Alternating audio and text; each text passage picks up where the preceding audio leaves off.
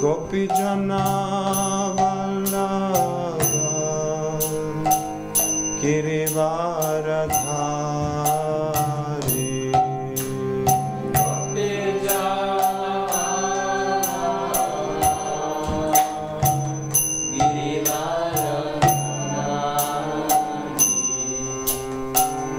Yashodanandana Braja Janaranjana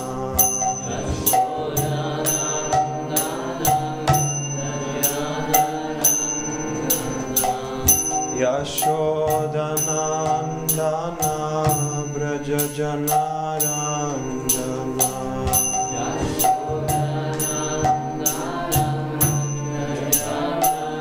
Yamuna Tiravanachari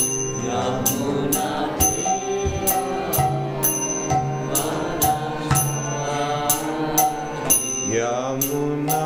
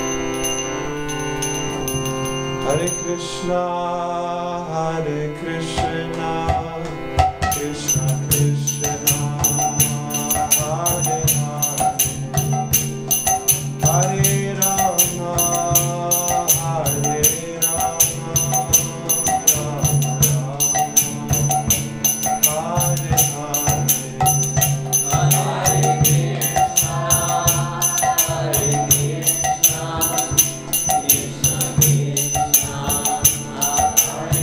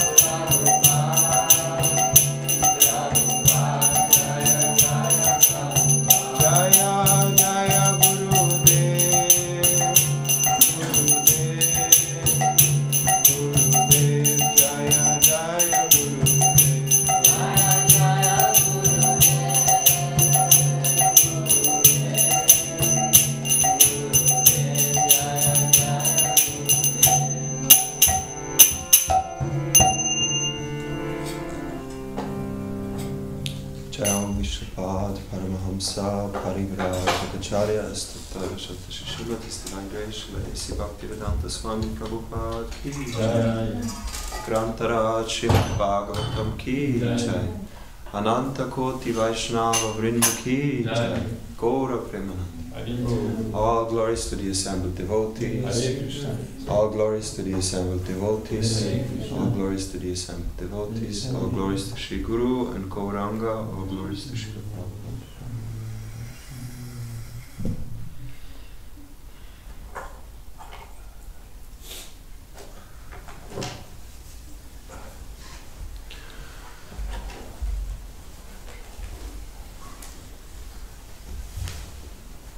Om Namo Bhagavate Vasudevaya.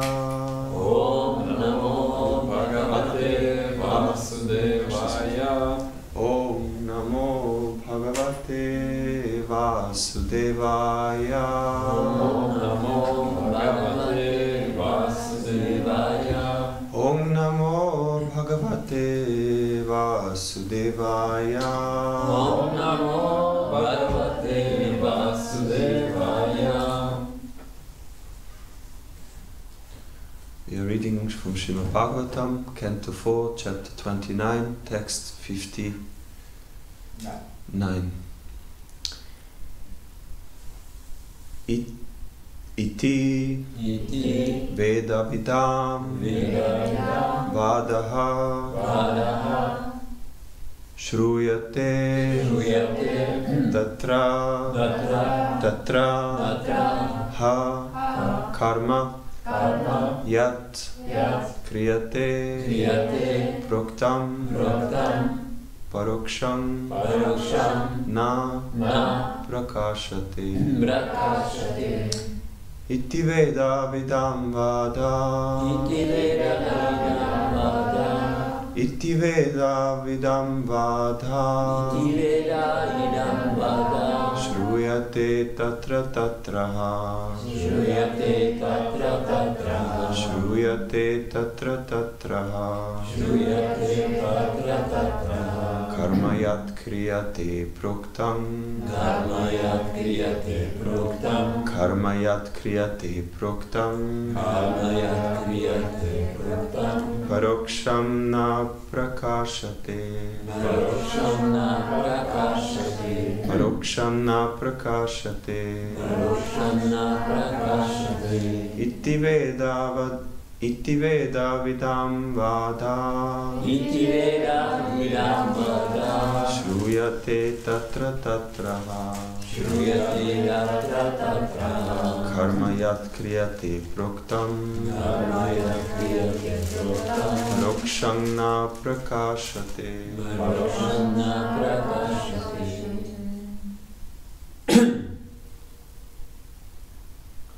Iti Veda Vidam Vada. Iti Veda Vidam Vada. Shruyate Tatra Tatraha. Shruyate Tatra Tatraha. Karmayat Kriyate Proktam. Karmayat Kriyate Proktam. Paroksham Na Prakashate. Paroksham Na Prakashate. Iti Veda Vidam Vada. Iti Veda Vidam Vada. Shruyate Tatra Tatraha. Shruyate Tatra Tatraha. Karmayat Kriyate Proktam. Karmayat Kriyate Proktam. Paroksham Na Prakashate. Paroksham Na Prakashate.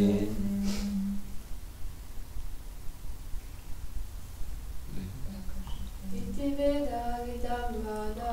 Iti Veda Vidam Vada. Shruyate Tatra Tatraha. Shruyate Tatra Tatraha. Karmayat Kriyate Proktam.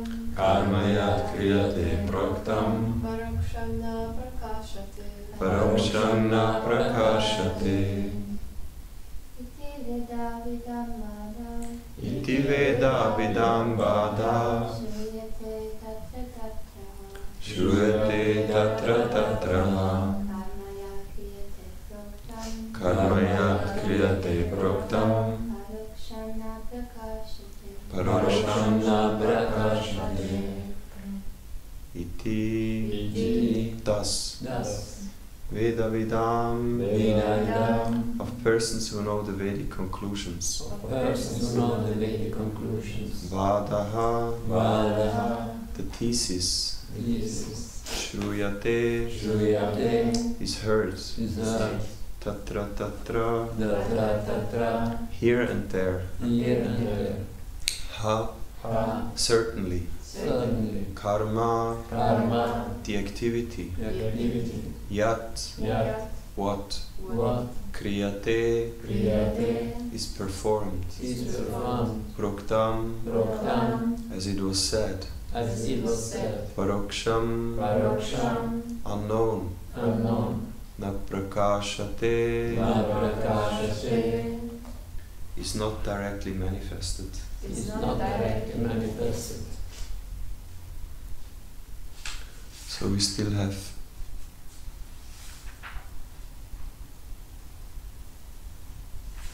the king Parishman speaking to Narada Muni. He's actually now asking questions. And this is the last verse before Narada Muni starts to reply to his questions. And this will go on for quite a few verses. And Narada Muni will explain very scientifically from tomorrow on the process of transmigration of the soul and karma. I read through some of the verses and very nice, especially Prabhupada's purports. So he's saying here, the expert knowers of the Vedic conclusions say that one enjoys or suffers the results of his past activities. But practically it is seen that the body that performed the work in the last birth is already lost. So how is it possible to enjoy or suffer the reactions of that work in a different body? Purport. Atheists want evidence for the resultant actions of past activities. Therefore they ask, where is the proof that I am suffering and enjoying the resultant actions of past karma? They have no idea how the subtle body carries the results of the present body's actions down to the next gross body. The present body may be finished grossly, but the subtle body is not finished.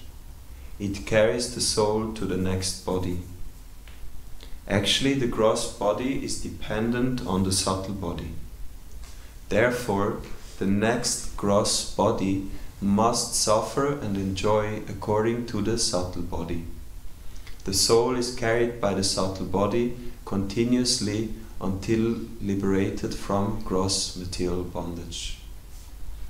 Om Jnana Timirandhasya Gyananjana Shalakaya Chakshurun Militam Yena Tasmai Shri Gurave Namaha Shri Chaitanya Manobishtam Stapitam Yena Bhutale Swayam Rupa Kadamayam Dadati Svapadantikam Vandeham Shri Guru Shri Utapada Kamalam Shri Guru Vaishnavanscha Shri Rupam Sagrajatam Sahagana Raghunatam Vitam Tvam Sajivam Sadvaitam Savadutam Parijana Saitam Krishna Chaitanya Devam Shri Radha Krishna Pada Sahagana Lalita Shri Vishakhanvitangscha He Krishna Karuna Sindhu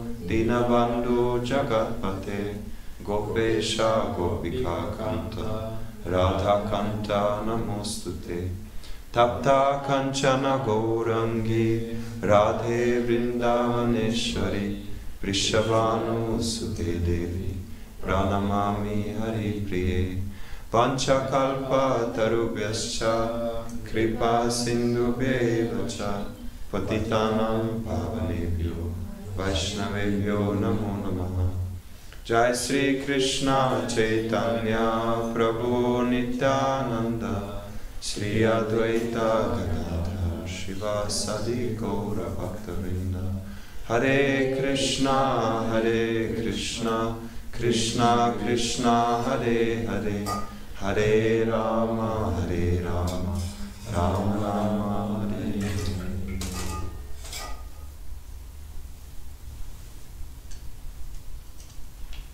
Namo Vishnu Padaya Krishna Prasthaya Bhutale Srimate Bhaktivedanta Swaminiti Namane Namaste Saraswati Deve Gauravani Pracharine Nirvishesha Shunyavadi Pasyatyadeshatarine. The expert knowers of the Vedic conclusions say that one enjoys or suffers the results of his past activities. But practically it is seen that the body that performed the work in the last birth is already lost. So how is it possible to enjoy or suffer the reactions of that work in a different body?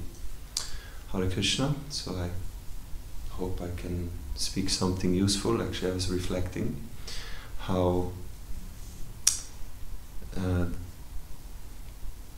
personally it's still for my mind sometimes difficult to accept that now we have to take this role of regularly giving classes and spontaneously sometimes also jump in to give classes, and especially sometimes when I give a class afterwards I feel it was not nice, and due to different reasons sometimes I feel the preparation was not nice, sometimes I feel the mind takes over, that some desire to show off some special knowledge comes, and it's in a way also very good to do this service. It kind of makes one more, at least personally it makes me more appreciative of senior and advanced devotees who are doing this service for us on a daily basis, because it's not so easy, I find, to do such a service in a right mood, in a right mindset. And often what happens is when I prepare a class, then so many things come and, I'd like to say this, but reflecting about it, the main thing is to inspire devotees to be Krishna conscious. So I hope it will work. So, as I mentioned, just a few days ago I read through mainly almost all of the verses till the end of the chapter, and I was quite astonished to see how scientifically this transmigration of the soul and karma is being explained in this chapter. We know in the Bhagavad Gita it's explained, but then here it's much more in detail. And often when we have school classes, this topic karma comes up naturally, being one of the most important philosophical points in the Vedas, which is well known. Actually, everybody knows about karma. Whenever I ask, everybody knows. And I ask them, so what does it mean? And they say, if I do something good, I will get the reaction. I will receive a good result. And of course, the same for bad action. But how it really works, even I think many devotees don't know. Like, these questions that come up here by the king, they are very relevant. How does it actually practically happen? That I am experiencing the reactions of my past activities. And it is obvious that even practicing devotees often are not completely convinced about this, or have realized that karma is actually reality when we see how they react to things happening in their lives. For example, if something bad happens, then we tend to lament, we tend to find fault. We try to find a reason other than myself. And this is actually a sign that I didn't understand the law of karma completely. I didn't accept fully that everything that happens is my responsibility.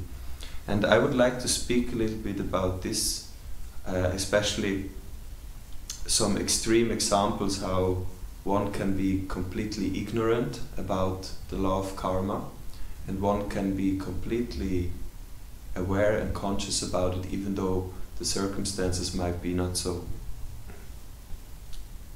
easy.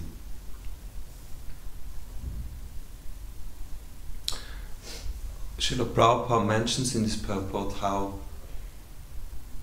the question of the king is, how is it possible that the activities performed by this body, which is not existing, transfer from this body to another body? That's the question of the king. Because this body is gone, so how is it possible that the activities connected to this particular body now all of a sudden manifest in this body? How is it possible? Srila Prabhupada explains it's based on the subtle body. We know in the Bhagavad Gita, Krishna explains that the soul leaving the gross body but taking the subtle body. The subtle body is not left behind but stays with the soul. So the mind, intelligence and false ego.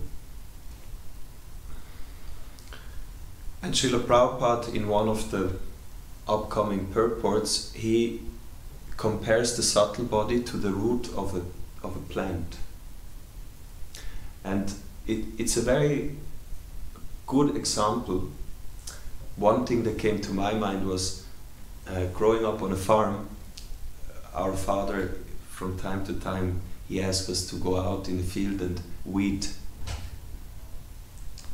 And there was especially one weed which was very aggressive. It's called blokje. You know? Yes. We also went once, remember? Yeah. And blokje is a very, very aggressive weed, and you actually have to take it out with the whole root.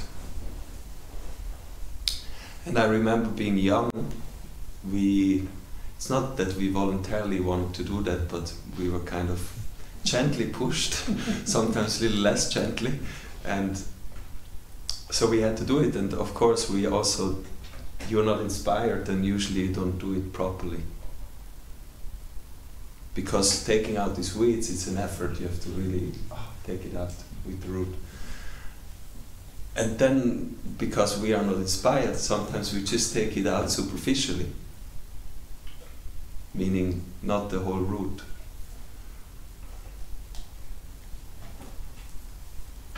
Even I remember on the fields, we also had to weed out, and that was even worse because they were so small, and the root was so fragile, and it depended on the weather. If the soil was moist, you could pull it out very nicely, and if it was dry, it was really a nightmare.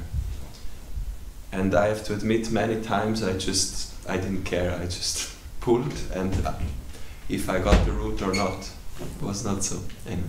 But then what would happen, you can go there a few days later, and the same plant which you apparently pulled out, it's growing again. And after a short time it's there. And that example can be used to understand how the activities from the gross body come from one gross body to the next.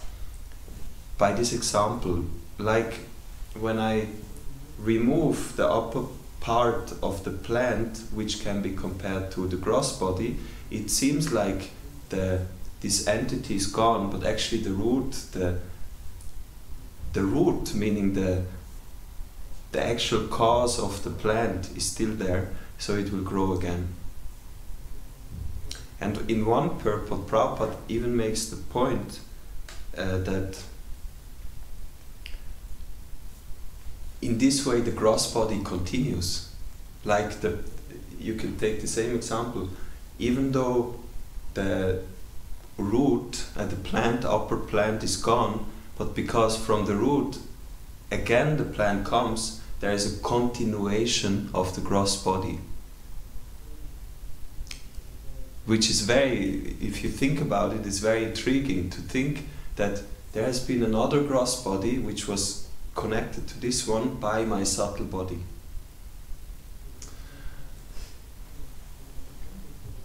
And this understanding,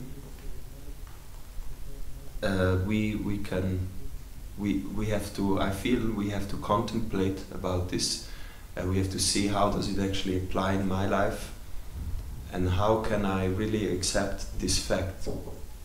Srila Prabhupada also mentions, maybe it's even in the verse, he says that you can understand the mind by looking at the body, and Prabhupada used to quote it, that the face is the index of the mind.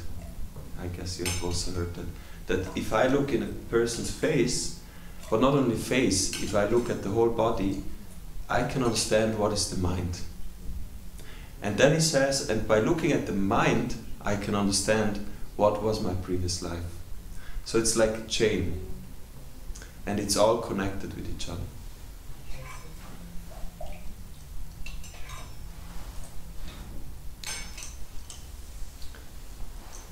Now, Prabhupada speaks about how the atheists, and in other purports he also speaks about the philosophers, the scientists, how they are completely ignorant about this.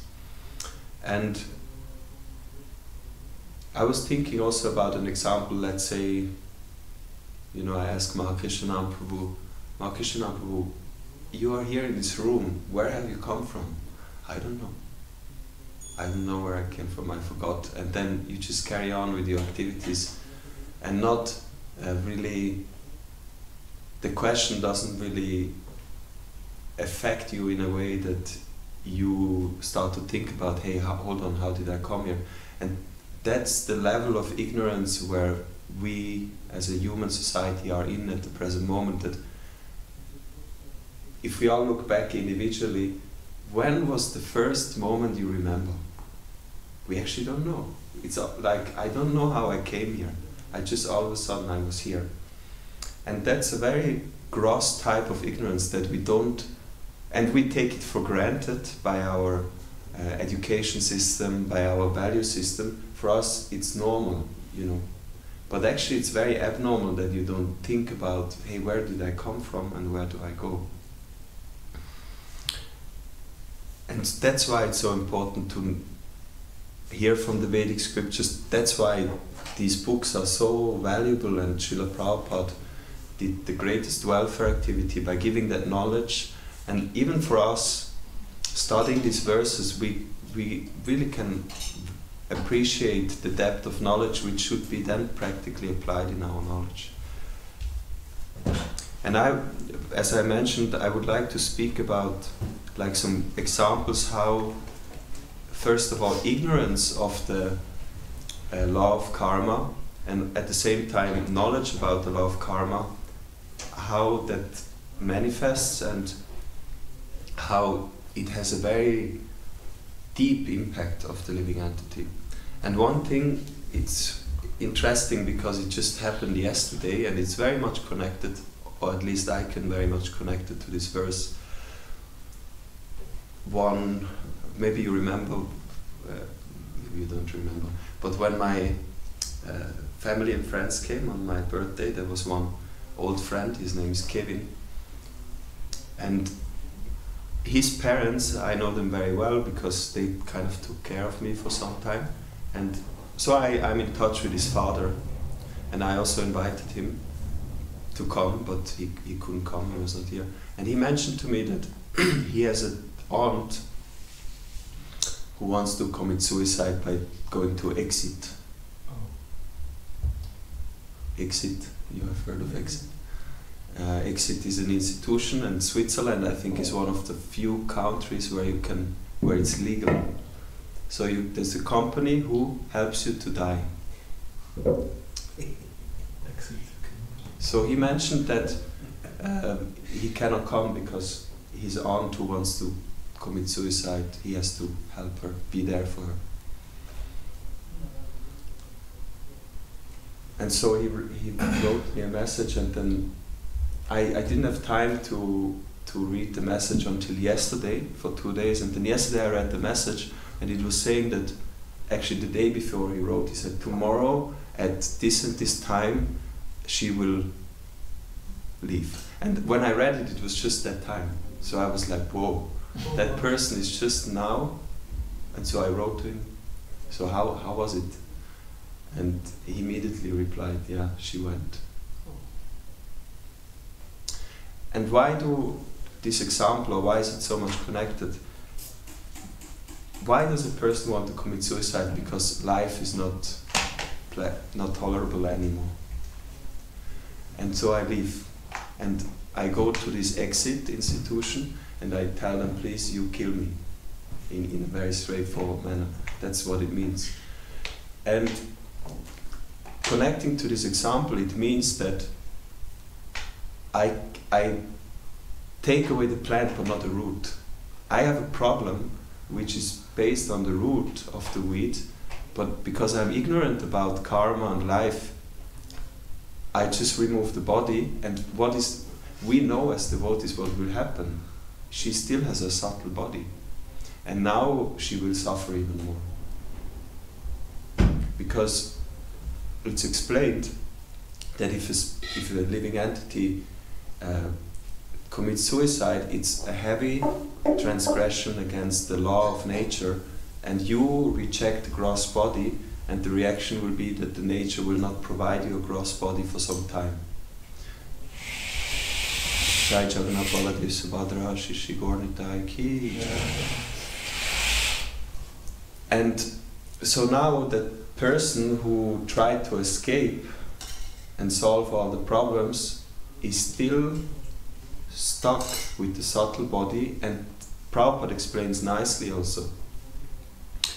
Happiness and distress is experienced by the subtle body. That's where it's happening. The body, the gross body, is only the instrument, but the actual experience is happening in the subtle body. And that's why those living entities who only have the subtle body, ghosts, it's said it's a very uncomfortable condition because they experience happiness and joy. I mean, happiness probably not so much, but suffering. So that's an example which just happened in real life of gross ignorance about karma. If that person would know that reincarnation, karma is actually real, I don't think that person would do that. Because then you understand, I'm not going to solve my problem by doing this. Actually, I'm making my problem even bigger. When I was thinking, I was trying to find an example of another, of a positive example, how somebody is really aware that everything that happens is connected to karma. And somehow I was reminded of one pastime in Mahabharata, where when Arjuna, he conquered, or he won Draupadi. You know the story that they were in exile and they got to know that there's this beautiful princess who is looking for a husband. And so they organized a huge contest where the Kshatriyas were allowed to come and fight for the princess. And Arjuna was the one who won Draupadi. Arjuna was with his 5 brothers, the Pandavas, and Kunti, the mother, stayed at home. They had a hut in the forest. And so when he won Kunti, there was a big fight because all the other Kshatriyas, they became envious. You know, they couldn't accept that. Also because they didn't know that, there was a whole confusion because it was not known that he's actually Arjuna and the Kshatriya. But anyway, they took Draupadi, the 5 Pandavas went back to the hut, and when Arjuna entered the hut, Kunti was doing some household work, and he was just mentioning, "Mother, we are back, and just see what kind of jewel I have brought back. And Kunti, she was so relieved that her 5 sons, because she was afraid, what's going to happen, and maybe they be killed or arrested. She just immediately said to Arjuna, "Oh, you brought some jewel, then you should share it among your brothers." And then when she turned, she saw he brought a woman, he brought Draupadi. And immediately she realized, oh my God, I just said something, and I never said something which is not meant to happen, and now here's Draupadi, and I said Arjuna should share it with his brothers, but how is it possible to share a woman with other men?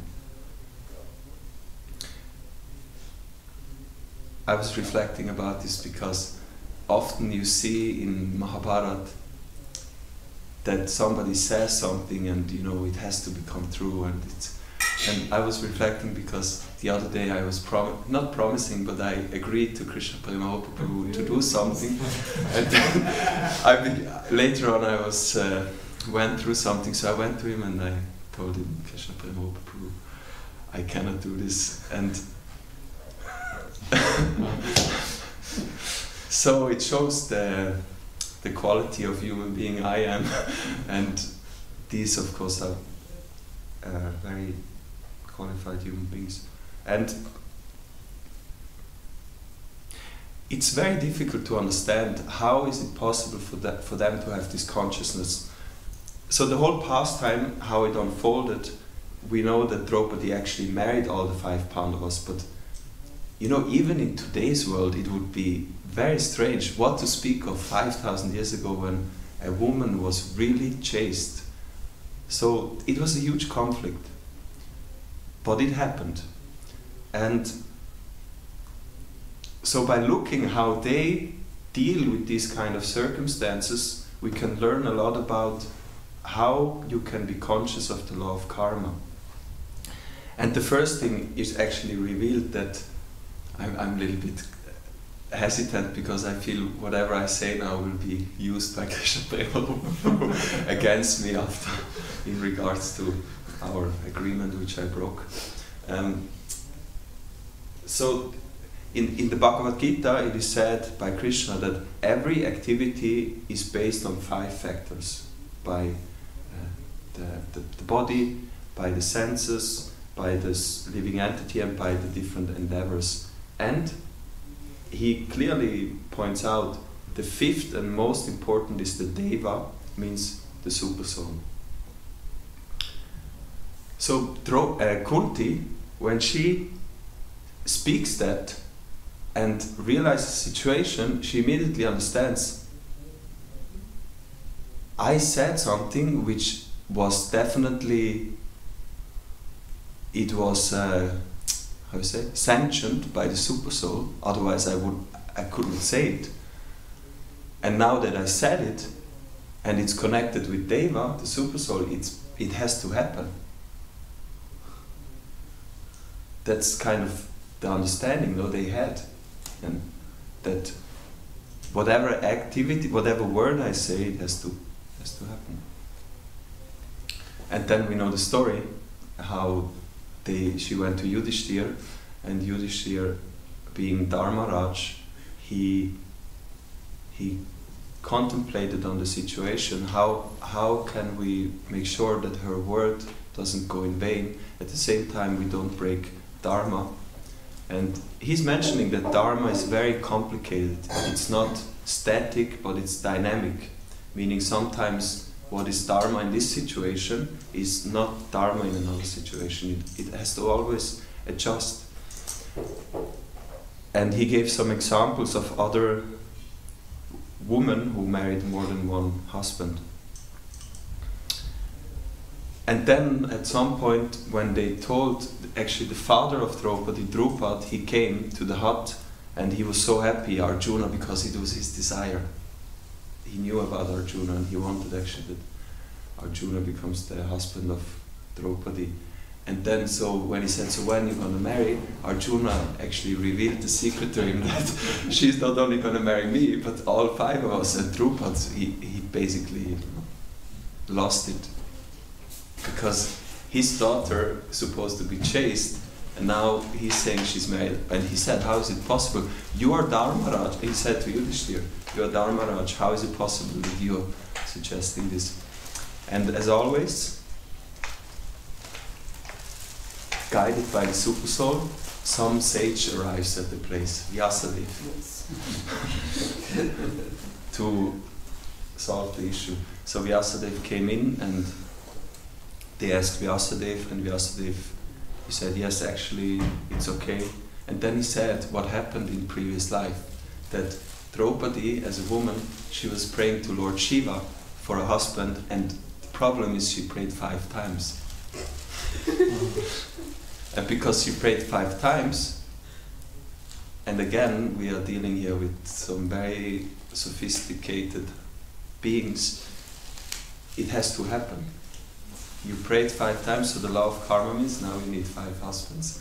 And Krishna arranged it in a way that all 5 come at the same time.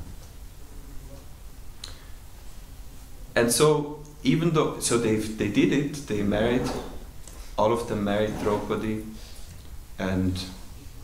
but still so many people criticized them. We know the Kauravas, they were basically saying she's a prostitute, no. But because they were so Krishna conscious, they knew the law of karma, they didn't care. They knew that this is dharma, this is the right thing to do. They didn't care about what other people say and think. And so that's a very nice example how by a person being very Krishna conscious, then even a situation which is almost impossible can be accommodated by the mercy of Krishna.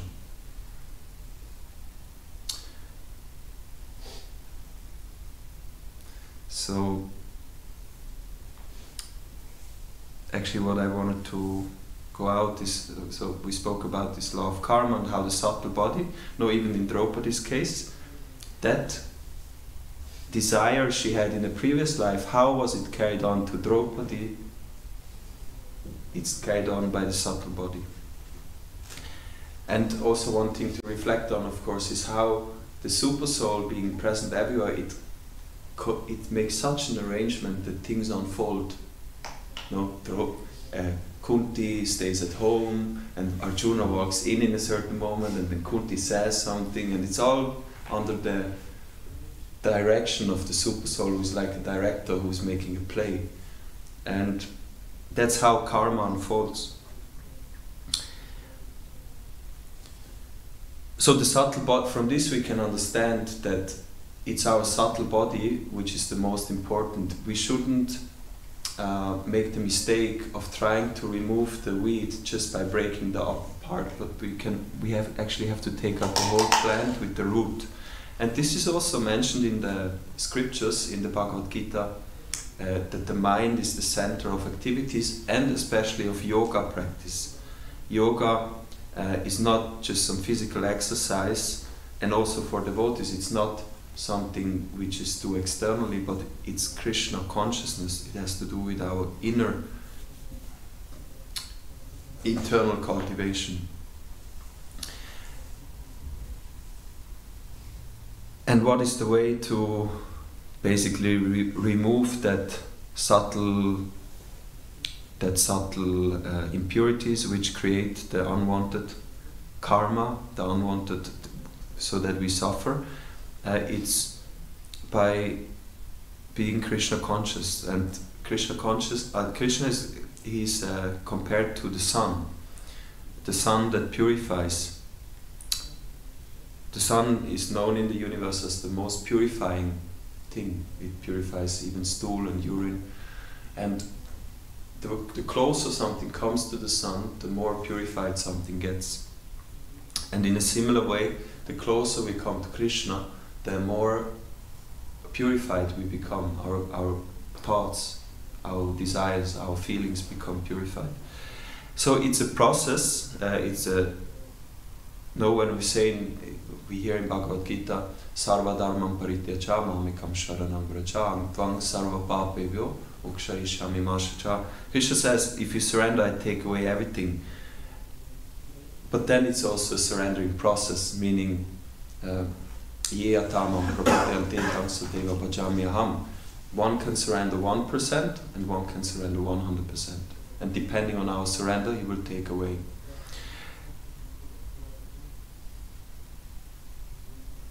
And if you see, the surrendering process is based on it's sixfold, meaning 6 aspects: humility, accepting what is favorable, rejecting what is unfavorable, accepting Krishna as one's protector, as one's maintainer, and Atmanivedam. If you analyze them, they are all based on the subtle body.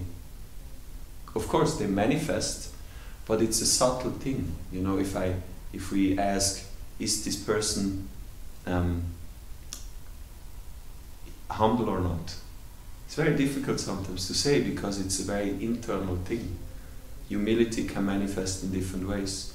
So the surrendering process itself works on the mind, on our internal consciousness, cultivation.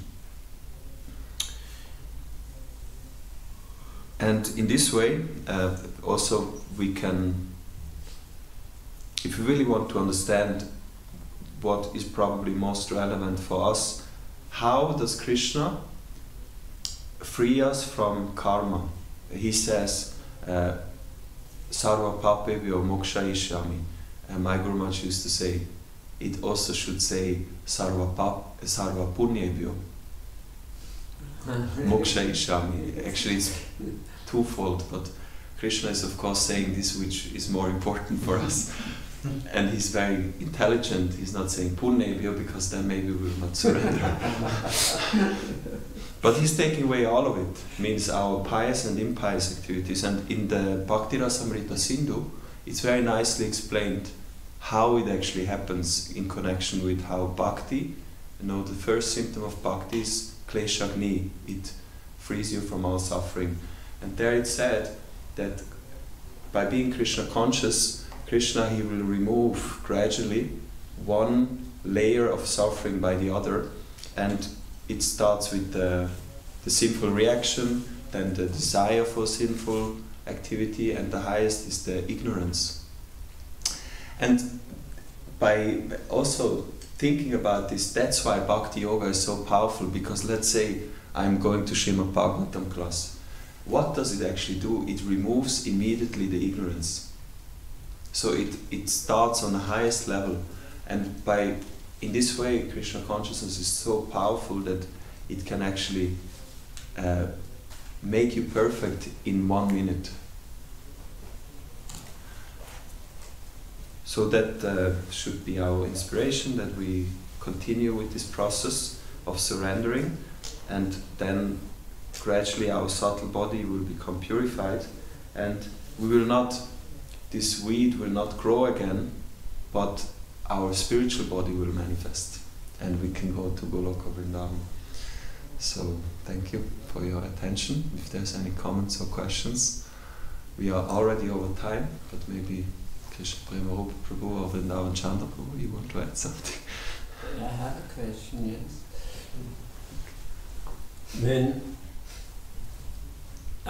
It's written that when you wear Tulsi Mala and you leave the body, you have not to go to Yamaraj, or the Vishnu Dut, not Vishnu Dut, the other one. Yamadutas will not come. What does this mean? That means you have no reaction, no karma? As with the karma, the law of karma is... It's a very nice question, and I have to tell you honestly, that's why I like it so much, because it triggers to think very deeply about what does it actually mean that Krishna takes away all the karmic reactions, like when we hear such statements. And like even in the case of Draupadi, she's a pure devotee, but still she has to, some reactions from her previous activities are coming. So how does it work?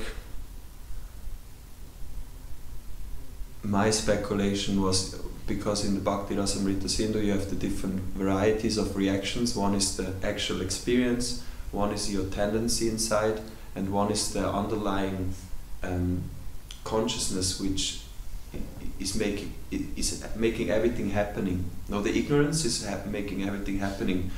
And when I reflected, it looked like sometimes Krishna is removing maybe more the ignorance, but the experience is still there in order to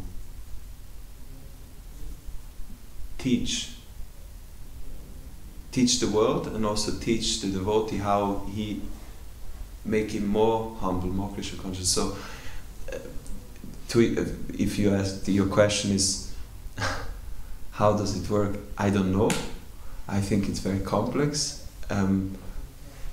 but to me it doesn't make sense that it means that it's just over completely, meaning that just because somebody wears a tulsi mala, or sometimes we hear somebody leaves the body in the holy dham, I don't think. But one thing is, and I asked one devotee once, how is it when a devotee leaves the body? Because we hear in the scriptures it takes so and so many days, and the soul goes to Yamaraj, and then afterwards comes back, and it takes some time. And I was curious to know, how long does it take for a devotee to again take birth? Is it the same like for a normal person? Or? And that devotee said, for a devotee, it's completely under the control of Krishna. Meaning it's not under the control of Yamaraj anymore, but Krishna is making all the arrangements. And apparently even for one who has started to surrender, meaning even not perfect yet, but who took initiation from pure devotee, Krishna will control everything.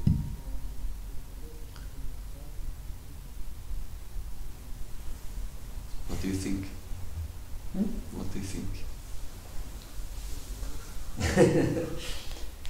Yeah, I have another question.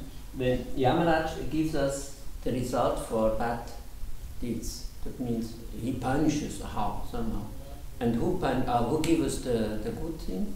Also Yamaraj is responsible for both. This, punishment or happiness. Who will give us the happiness? Is there also a person who is responsible for that? Everything is suffering in this world.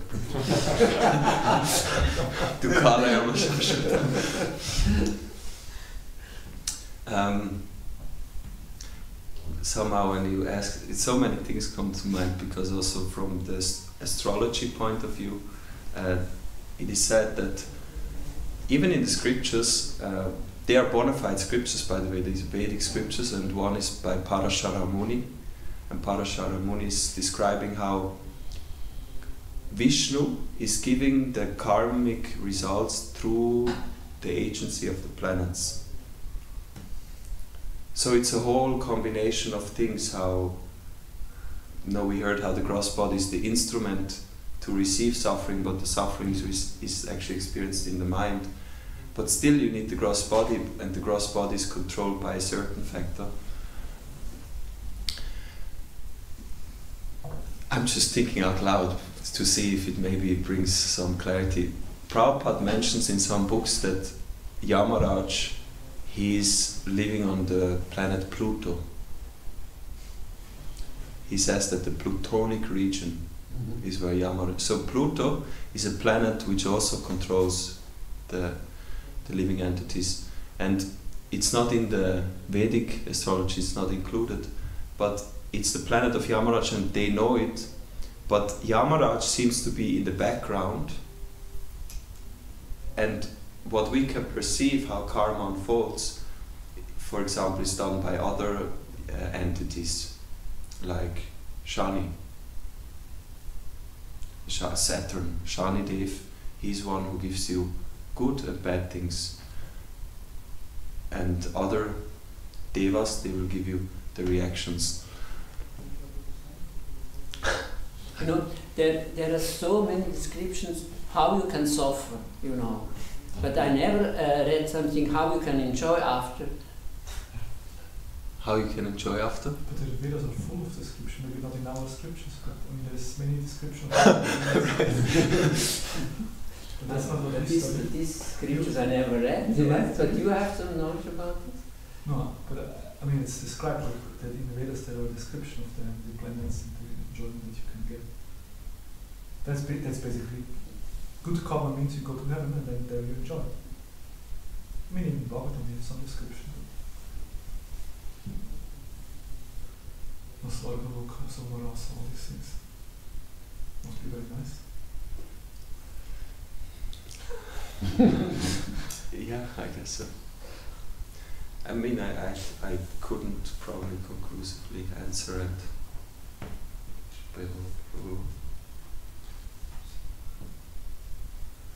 Looks at the time. Yes, Pataji. Она не могла бы это перевести. Я хотела бы сказать, что я всегда воспринимала карму не как наказание, а как возможность исправить ту боль, которая есть в душе. То есть карма притягивает ко мне такие же события, которые, да, когда-то я там, в прошлой жизни не так поступила. То есть карма для меня это возможность, не наказание, а возможность исправить ту боль, которая есть в душе. Или те страдания, или те неправильные поступки, которые, то есть соответствуют ли это Бхагавата. So she says that she always saw karma as a thing, a chance to improve her past deeds and not as a punishment. Is that correct to think like this? Well, a punishment, it doesn't mean that the punishment is not helping you to improve yourself. Actually, punishment means that one punishes usually wants the person who is punished to improve.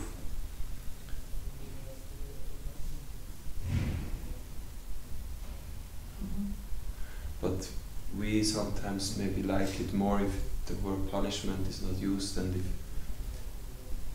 because it has a negative connotation, but it's a punishment. Can I add something?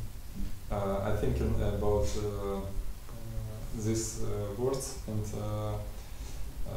how we as devotees can apply this knowledge about karma. And I think it's one of quality of devotee. It's avyartha kalatvam. He not spend his time. And I think, it's really a proper understanding of karma. If you understand karma, you all time make some service and do something in Krishna consciousness.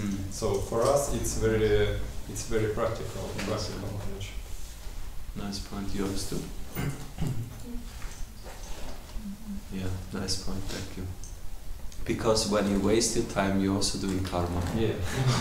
Sometimes weak karmas.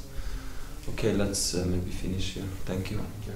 Srila Prabhupada ki jai, Grantharaj Srimad Bhagavatam ki jai, Ananta Koti Vaishnava Vrinda ki jai, Vancha Kalpa Kripa Sindhu Patitam Pavanebhyo Vaishnavebhyo Namo Namo Ananta Koti Vaishnava Vrinda ki jai. Die Frage habe ich jetzt drin. Ich glaube, also einfach meine Überlegung ist, dass das Erste ist ja eben, dass alles weggeht kann und wie ich es so verstanden habe, kommen die und tut das eigentlich nur, wenn man sozusagen in die Tür kommt und muss leiden. Und das beschreibt ja eigentlich auch mega viel Nahtoderfahrung. Ich habe mal so eine Arbeit gemacht über Nahtoderfahrung und so. Gibt es mega viele Leute, die nie irgendwelche Yamaditas sind, also die halt als schlimme Wesen beschrieben werden. Und die kommen nur, wenn du eben sehr sündhaft gehandelt hast eigentlich. Und das... Ein bisschen sündhaft ist okay, oder was? Ja, also wenn man mehr oder weniger so menschlich handelt, dann kommt man einfach wieder als Mensch und dann erleidet man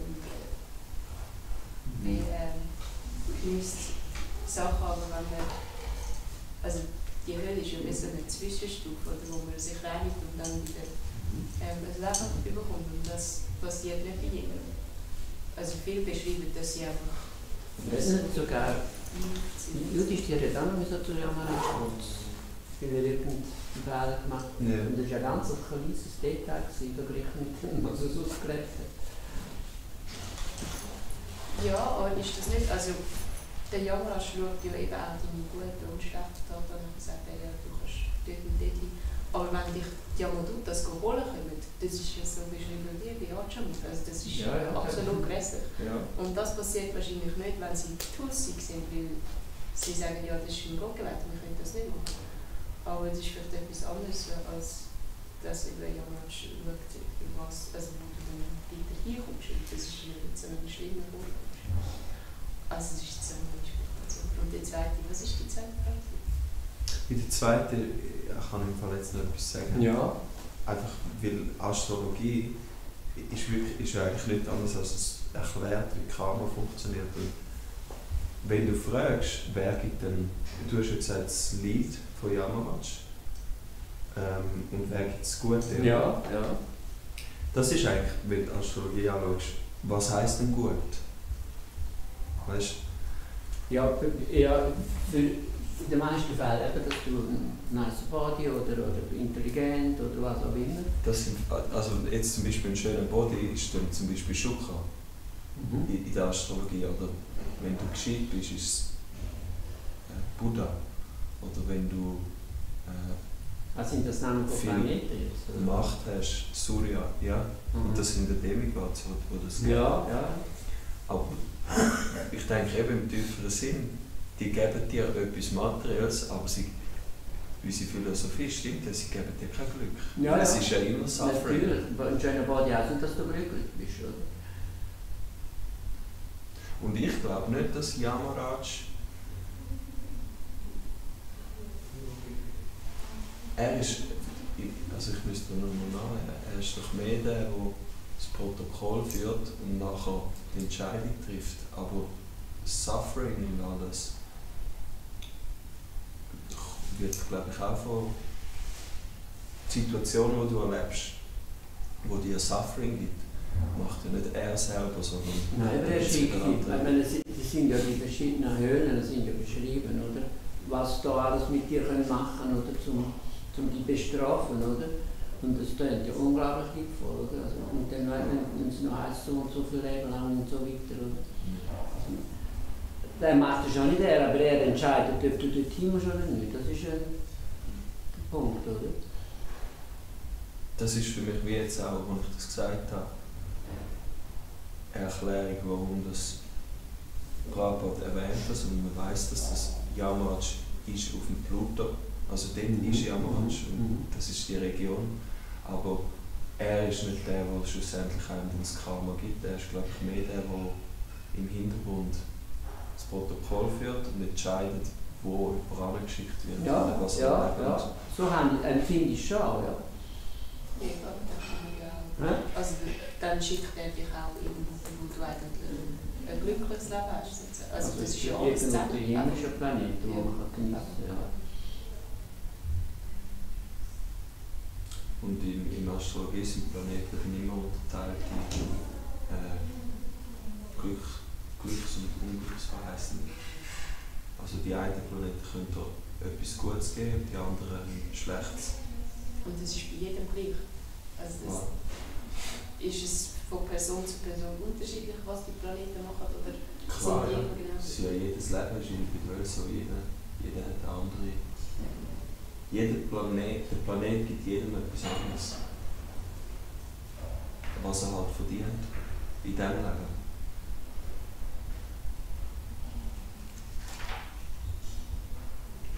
Mir hat mal jemand gesagt, ich bin Devoti und ich habe gedacht, ich muss den fragen, ob er mir das Zitat geben kann, dass Krishna sich gefragt wurde von irgendjemandem, wie Karma funktioniert. Und Krishna hat gesagt, er kann es nicht erklären, es ist zu komplex. Also das habe ich auch schon gehört. Zum den Punkt machen, es ist so komplex, Ja, du kannst ja, es nicht verstehen. Ja, ja. Aber stimmt auch, dass sobald du die Krishna zuwendest, wird das ganze Karma-Gesetz, je nachdem wie du dich hingibst, von Krishna übernommen. Das heisst, alle die Planeten verlieren dann ihren Einfluss, oder? Und das ganze Karma-Gesetz, er ist ja der Herr vom Karma-Gesetz. Ja. Und er kann dort jederzeit das aufheben oder abändern oder was auch immer. Darum hat Prabhupada eigentlich der Devotis nicht gerade so bestimmt. Nicht? Also so in Astrologie zu gehen, weil es eigentlich alles... Weil es für uns einfach nicht mehr im gleichen Maß stimmt wie für die, die sich nicht Krishna zuwenden.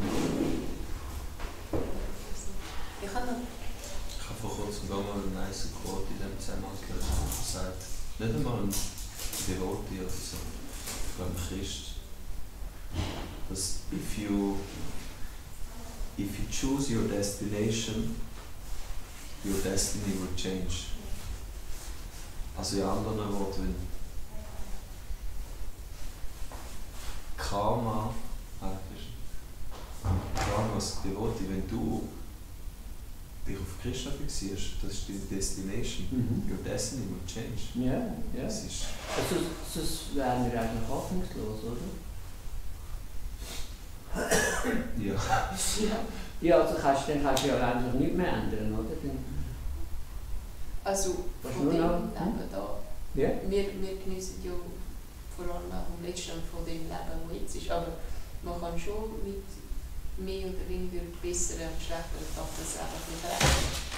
Das schon, aber es ist hoffnungslos im Sinne von, wir suffern immer, egal was wir durchgehen. Du kannst dir mit dem Leben, wo du führst, ein besseres Karma schaffen, aber das, was schon passiert ist, das musst du trotzdem noch erleben. Ja, aber oder? Es gibt immer das Leiden und zum Beispiel, also, wenn man ja Schmerz zugeführt bekommt, dann kann man verschiedene Sachen machen. Man kann richtig leiden oder man kann einfach sagen, ja, das ist nicht schlimm. Also, oder? Und da haben wir ja immer die Möglichkeit, sozusagen darauf reagieren. Und je nachdem, wie fest wir darauf reagieren, so leiden wir ja auch. Und das ist ja, also wenn man jetzt eben das Karma hat, dass man so und so einen Schmerz durchgeht, dann kann man psychisch mega leiden oder man kann es einfach hinnehmen und trotzdem ein gutes Leben führen. Das ist, glaube ich, schon in der Hand. Das ist eben der Punkt, der mich so fasziniert, wenn du das Leben von der Devotis anschaust. Äußerlich sieht es aus wie ein anderes Leben mit Suffering.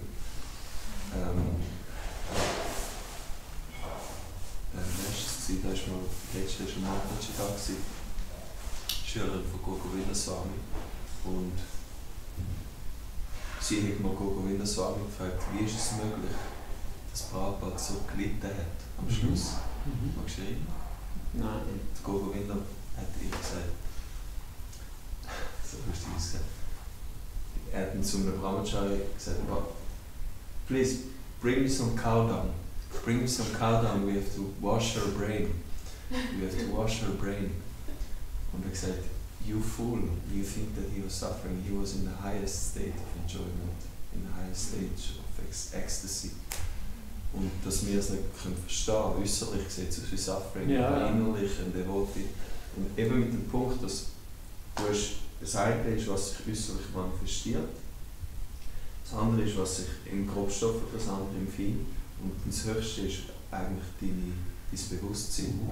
Und wenn das Bewusstsein rein ist, dann, wie habe ich das Tag, oder? Du leidest gar nicht. Nein, es sieht auch von außen so aus, ja, weil wir denken ja, wenn die ihn hauen, tut das so weh, oder? Ja. Und er merkt es nicht einmal. Ja, ich habe das Statement, also es ist nicht ein Statement, es ist ein Fakt von Damodar Prabhu so eindrücklich gefunden, dass er gesagt hat, wenn wir die falsche Identifikation mit dem Körper nicht haben, werden wir nicht suffern, also wir werden nie leiden. Das ist so tief, weil alles, was uns auf uns zukommt, wenn wir uns damit identifizieren, dass wir das sind, aber wenn wir auch sagen, ja, das ist ein Prozess, der abläuft, das hat mit mir überhaupt gar nichts zu tun, dann können wir nicht irgendwie leiden. Also klar, der Schmerz ist da, Und das nimmst du vielleicht wahr, aber das ist nicht leider nicht. Also ja, wenn man auf dieser Stufe ist. Ja, aber das ist ja das, wenn du wirklich verwirklicht hast, dass du nicht der Körper bist, dann ist klar, dann ist alles ganz einfach. Aber bis mir so weit sind, geht es noch weit. Krishna muss aus dem Bewusstsein rausgehen. Ja, probiert es immer wieder, ja. Ich habe noch eine andere Frage. Und zwar, es ist, der Subtle Body ist ja, hast du mit Mind Intentions und False Ego beschrieben. Aber Ja. es gibt ja eigentlich einen Subtle Body, wo so aussieht wie so ein Gross Body. Und was für Layer gibt es da eigentlich? Der Grossbody ist wie das Kleid vom Subtle Body. Das heisst, Ja, Kleider haben immer die gleiche Form wie der Körper. Kleider können ja nicht eine andere Form haben. Das heisst, der Grossbody. Hare Krishna. Yeah. Die Guru kann noch. Oh, you remember my Of name? course. Yes, I was able to come because there was so much snow and I didn't have proper shoes. Oh yeah. Yeah. You're from So, Mumbai. and more than me, my son was very scared, like, you won't be able to walk here. So then I just called him to. So you go to Yeah. Nice. You take a side. Yeah. Okay, I just take the darshan, yes, for some, but I have something. Also das, und der feinstoffliche Körper heisst, er muss die gleiche Form haben wie der grobstoffliche. Sonst Ja, du kannst ja nicht eine Hose anziehen, die andere Form hat als Bein. Aber das würde ja bedeuten, dass der nächste Body ja Ich wieder vergleiche gleich Form hat. das ist ja nicht. Und das ist nicht der Fall. Das Sattelbody hat die gleiche Form wie die Seele. Die Seele, das ist die Form von zwei Armen, zwei Augen im meisten Fall. Nein, sagen wir es so, dass die Seele die Sinne heisst, dass der feinstoffliche Körper das hat, heisst die Seele muss es auch haben. Ja. Aber der Punkt, ja, Aber die Seele dort braucht kommt keinen nicht das Sinn. Karma. Aber jetzt ein extremes Beispiel, wenn du nach einem Tier bist. Ja, eben. Dann muss ja das Sattelbody auch die Form von einem Tier haben. So heißt es nicht eigentlich, aber das macht es nicht. Das fasziniert mich, weil Krishna sagt, ich finde die Wörter, die Krishna benutzt, ich habe das Gefühl, da ist so viel Tiefe drin, weil er sagt, im Zeitpunkt des Todes ist Para das, was strategisch ist. Und Para, ich meine das Wort allein, Para übersetzt glaube ich als das ist mega etwas Tiefes, oder? Wie ein Gemütszustand. Die Essenz von dem Bewusstsein ist Para. So, nur weil du jetzt den Körper hast, feinstofflich, aber wenn im Zeitpunkt vom Tod, das scheint wie zum die Essenz rauszubringen. Krishna hat das anscheinend so engagiert, dass in diesem Zeitpunkt, wie es emotional ist, dann bringt es Para raus. Und die Para tut sich dann wieder eben an einen anderen Ort, wie Bart Maharaj ist ein Leben, oder? Ja, ja. Er ist ein reiner Gott, also ein Gott hat Krishna immer noch, aber er hat eine Form von... Ja. Das heisst, wenn der feinstoffliche Körper den Body verlässt, dann ist die Bach zuständig, gerade sofort, wo du der nächste Feinstoff eine andere Form gefunden ist. Also, das kommst du immer wieder in den Bericht. Genau, es ist... Und das ist ja nicht einmal die Also Meta. ich glaube eben, dass es verschiedene Feinstoffe gibt. Verschiedene Layers Und gibt. also zum Beispiel, wenn man so unsere körperliche Erfahrungen hat, was sagen wir, dann sieht man ja so aus, wie man jetzt so ist. Und das sind auch die Ghosts, die können auch als so eine Person, wie sie korrekt ist, die sieht genau so aus. Aber Mind Intelligence und eben False Ego ist etwas viel subtleres eigentlich. Also was? Als der Geist. Ja. Der Subtle Body. Also in der Veda gibt es schon Beschreibungen von verschiedenen Koshas. Also das sind eben die Layers. Prana, ja. Das sind verschiedene, viel grob und dann wird es immer feinstofflicher. Das sind die Körper, das sind 5. Oh. Das ist sehr komplex. Aber das sind ja alle miteinander verbunden. Das ist, eigentlich müssen wir mal richtig interessieren und das studieren. Aber das das steht nie in unserer Schrift. Mal, die Koshas. Das Ding ist einfach bei uns, ist es so, verstehe ich glaube, im Devoti müssen wir alles systematisch zusammennehmen. Ja, dass man halt einfach nur für das lesen.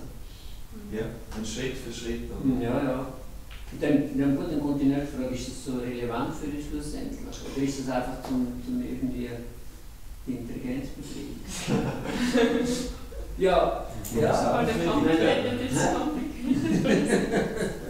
Ja, wir müssen es einfach eingeben oder so. Das ist die Idee. Aber das mit dem Bewusstsein,